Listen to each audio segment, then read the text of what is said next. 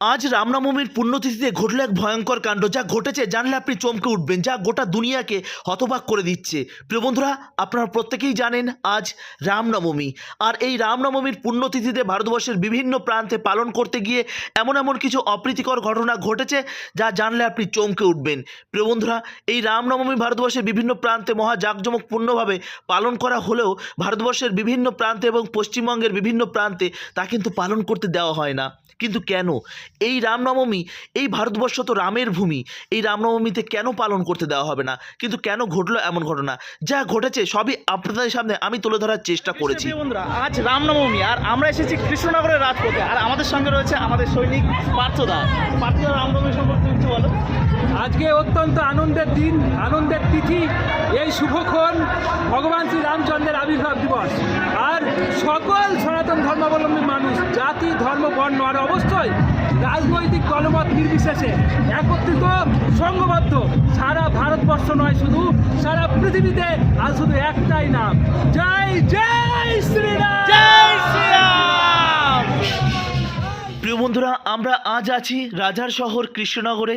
কৃষ্ণনগর অলিগলি আজ সাক্ষী থাকলো এই রামনবমীর পুণ্যতিথিতে। প্রিয় বন্ধুরা, আপনারা দেখতেই পাচ্ছেন বিভিন্ন ট্যাবলো এবং রাজপথে বেরিয়ে এসেছে প্রত্যেক সনাতনীরা। কেননা আজ যে আমার প্রাণনাথ রামচন্দ্রের শুভ আবির্ভাব তিথি, তিনি যে বেরিয়ে এসেছেন রাজপথে। দেখতেই পাচ্ছেন জয়ধ্বনি দিতে দিতে, প্রত্যেকে হরিনাম কীর্তন করতে করতে এবং ব্যান্ড বাজিয়ে প্রত্যেকে যেন বাইরে বেরিয়ে এসেছে। সনাতনীরা জেগে উঠেছে। প্রিয় বন্ধুরা, শুধুমাত্র রামনবমীর পুণ্যতিথিতে সনাতনীরা কেন জেগে উঠবে? প্রতিটা মুহূর্তে আমরা সনাতনীরা রাজপথে নেমে আছি। সনাতনীদের উপর কোনো রকম কোনো আঘাত হানলে আমরা সনাতনীরা ঠিক এইভাবেই রাজপথে নেমে আসব, প্রতিনিয়ত নেমে আসি। প্রিয় বন্ধুরা, দেখতেই পাচ্ছেন তার পুণ্যতিথিতে ভারতবর্ষের বিভিন্ন প্রান্ত থেকে, পশ্চিমবঙ্গ তথা জেলার বিভিন্ন প্রান্ত থেকে এসে ভিড় জমিয়েছে কৃষ্ণনগরের রাজবাড়ি। আর সেই রাজবাড়ি থেকে সুন্দর হরিনাম কীর্তন নৃত্য সহকারে এক হুঙ্কারের সঙ্গে সঙ্গে সনাতনীরা বেরিয়ে এসেছে। ছাত্র, যুবক এবং আমাদের দামাং যে সমস্ত ভাইরা রয়েছে, তারা কিন্তু বেরিয়ে এসেছে। এরপর আপনারা অনেকেই বলবেন যে রামনবমী ঠিক এমনভাবে পালন করা হচ্ছে, এমন কেন উচ্ছৃঙ্খল? না, এটা উচ্ছৃঙ্খল নয়, এটা আমাদের হুঙ্কার, এটা আমাদের আমাদের জাতি, আমাদের ধর্ম, আমাদের সনাতনীটাকে রক্ষা করার একটি হুঙ্কার। আজ পশ্চিমবঙ্গের বুকে সনাতনীরা কেমনভাবে আছেন আপনারা জানেন। আজই তার কিছু এক্সক্লুসিভ দৃশ্য আপনাদের দেখালাম, যেটা দেখে আপনারা সচেতন হয়ে উঠুক। আপনারা যারা ঘুমন্ত সনাতনীরা আছেন, তারা সচেতন হয়ে যান, যাতে আপনাদের কোনো রকম কোনো আঘাত হানলে আপনারা একত্রিত হয়ে এইভাবে যেন লড়ে উঠতে পারেন। কি করছে এই সনাতনী ভাইরা? অবাক হচ্ছেন? না, এরা করছে শক্তি প্রদর্শন কলকাতার রাজপথে। এই ভাইদের আপনারা হয়তো গ্রামে বা আপনার পল্লীতেই হয়তো আছে, এদের হয়তো আপনারা খুব ভালো দৃষ্টিতে দেখেন না।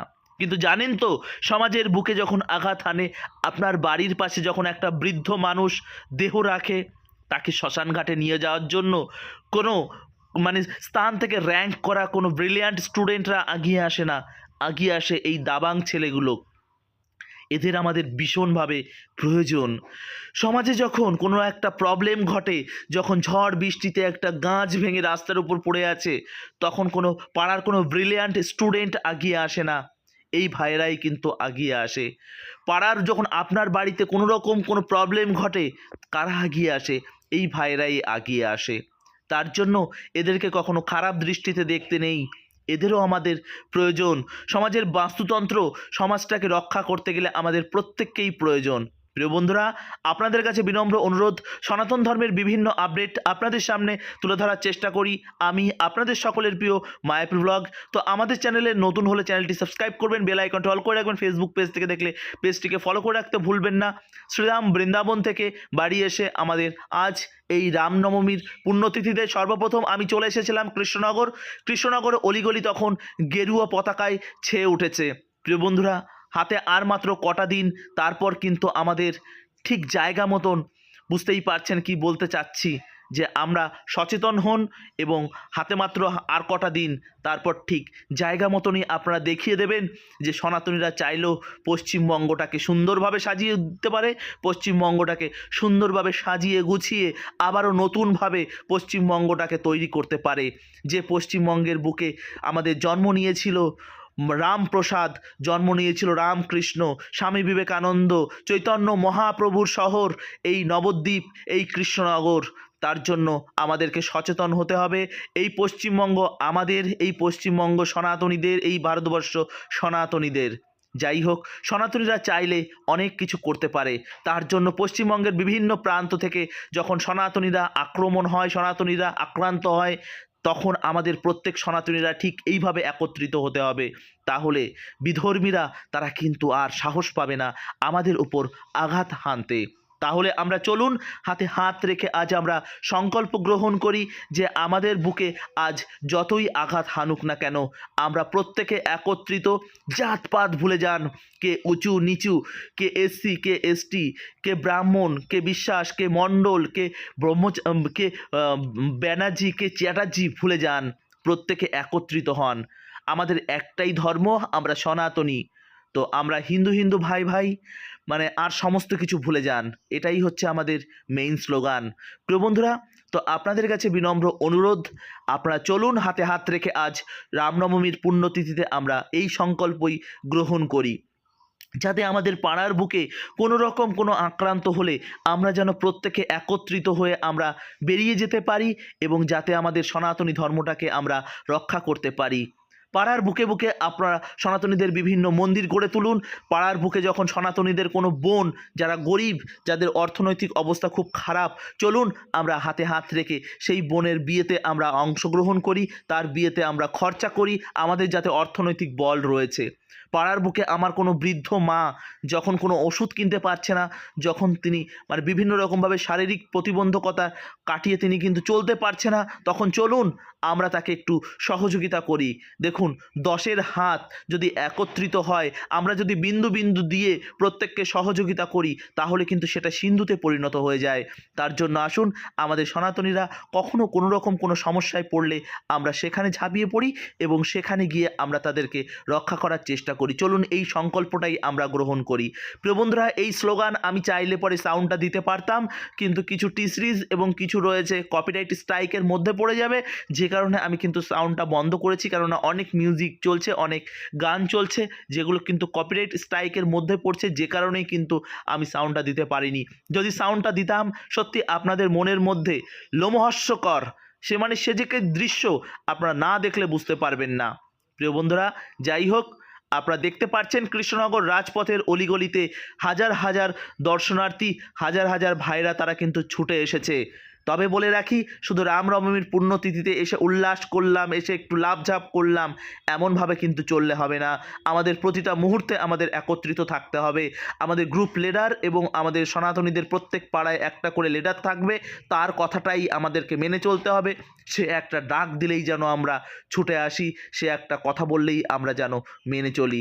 আমরা কেউ উচ্ছৃঙ্খল হব না, আমরা কোনো কারোর উস্কানিতে আমরা কোনো রকম কোনো কিছু করব না। আমাদের অনেকেই কিন্তু বলে রয়েছেন, যারা প্রশাসনিকভাবে অনেকেই রয়েছেন, যে আজ রামনবমীর পুণ্যতিথিতে সনাতনীরা নাকি দাঙ্গা করে। না, সনাতনীরা দাঙ্গা করে না, এটা আপনাদের ভুল ধারণা। সনাতনীরা সুশৃঙ্খল, সনাতনীরা কখনো উচ্ছৃঙ্খল নয়। সনাতনীরা কখনো বিভিন্ন সময় অস্ত্র নিয়ে কারোর উপর ঝাঁপিয়ে পড়ে না।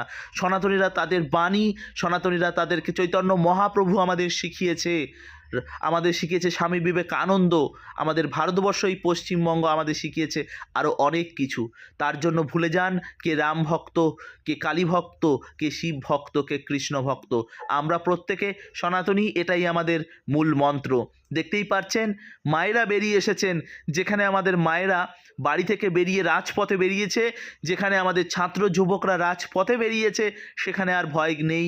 সনাতনীরা আবারও টিকে থাকবে, টিকে থাকার লড়াই যেখানে তারা করেছেন, তো তারা আজ রাজপথে এসেছে, আর ভয় নেই, আর ভয় নেই। তো এই রামচন্দ্রের ভূমি, এই যে চৈতন্য মহাপ্রভুর ভূমি আবারও মেতে উঠবে হরিনামে, আবারও মেতে উঠবে রামচন্দ্রের জয়ধ্বনিতে। অনেকে বলে থাকেন রামচন্দ্র নাকি বহিরাগত। ছি, জঘন্য এই কথাবার্তা। যাই হোক, প্রতিবাদ জানাই, ধিক্কার জানাই এমন উচ্ছৃঙ্খল কথাবার্তায়। তো প্রিয় বন্ধুরা, আজকের এই রামচন্দ্রের পূর্ণভূমিতে আপনাদের দেখালাম কৃষ্ণনগরের রাজপথ, কৃষ্ণনগরের অলিগলি, এবং শ্রীরাম মায়াপুরেও কিন্তু মহা জাঁকজমকপূর্ণভাবে এই রামনবমী উদযাপন করা হচ্ছে। তারও দৃশ্য আপনাদের আগামীকাল দেখাবো, কেননা আজ দুপুরে এই কৃষ্ণনগর থেকে বেরিয়ে আমি সরাসরি মায়াপুর ঢুকবো। তো মায়াপুর ঢুকে আপনাদের দেখাবো মায়াপুরের রামনবমী কেমনভাবে পালন করা হচ্ছে আগামীকাল। এবং তারপর রয়েছে আমাদের ইস্কনের অন্যতম গুরু মহারাজ জয়পতাকা স্বামী গুরু মহারাজের শুভ আবির্ভাব তিথি, সেটাও আপনাদের সামনে আমি তুলে ধরার চেষ্টা করব। আশা করি আপনাদের ভীষণ ভালো লাগবে। তো আজকের এই রামনবমীর পুণ্যতিথিতে কেমন লাগলো আজকের এই ভিডিওটি অবশ্যই জানাবেন। আর ভিডিওটি কে কোথা থেকে দেখছেন সেটা জানাতেও ভুলবেন না। আর আপনারা কি আপনার এলাকায় রামনবমী পালন করছেন? যদি করে থাকেন কোন এলাকায় করছেন সেটা জানাতেও ভুলবেন না। ভিডিওটি বেশি বেশি করে শেয়ার করুন যাতে প্রত্যেকের কাছে পৌঁছে যায়, এবং পৌঁছে গিয়ে তারা যাতে সচেতন হয়, তারা যাতে এই রামনবমী উদযাপন করতে তারা উৎসাহী হয়। আজকেই যে পালন করতে হবে এমন কোনো কথা নেই। আজকে রামনবমী পালন করছেন, এই সপ্তাহ ধরেই কিন্তু আপনারা এই রামনবমী উৎসব পালন করতে পারেন। তবে যখনই পালন করবেন না কেন, লোকাল পুলিশ প্রশাসনের থেকে অবশ্যই পারমিশন নিয়ে আপনারা কিন্তু এই প্রোগ্রামটি করবেন, না হলে কিন্তু আপনাদের প্রোগ্রামটিকে আটকে দেবে। তো আজকের মতন এই পর্যন্তই। পরবর্তী ভিডিওর জন্য অবশ্যই আপনারা অপেক্ষা করুন, কেননা সুন্দর সুন্দর আপডেট আসতে চলেছে। সনাতন ধর্মের যে যে স্থানে যে যে প্রোগ্রামগুলো হয়ে থাকে আপনাদের সকলের প্রিয় মায়াপুর ব্লগ সেগুলো তুলে ধরার চেষ্টা করে। হরে কৃষ্ণা, জয় জয় শ্রীরাম, জয় রামচন্দ্র কি জয়। ভালো থাকুন, সুস্থ থাকুন, আর এইভাবে আমাদের সঙ্গে জুড়ে থাকুন। হরে কৃষ্ণা, জয় শ্রীরাম, জয় শ্রীলা প্রভুপাদ, জয় চৈতন্য মহাপ্রভু কি জয়। হরে কৃষ্ণা।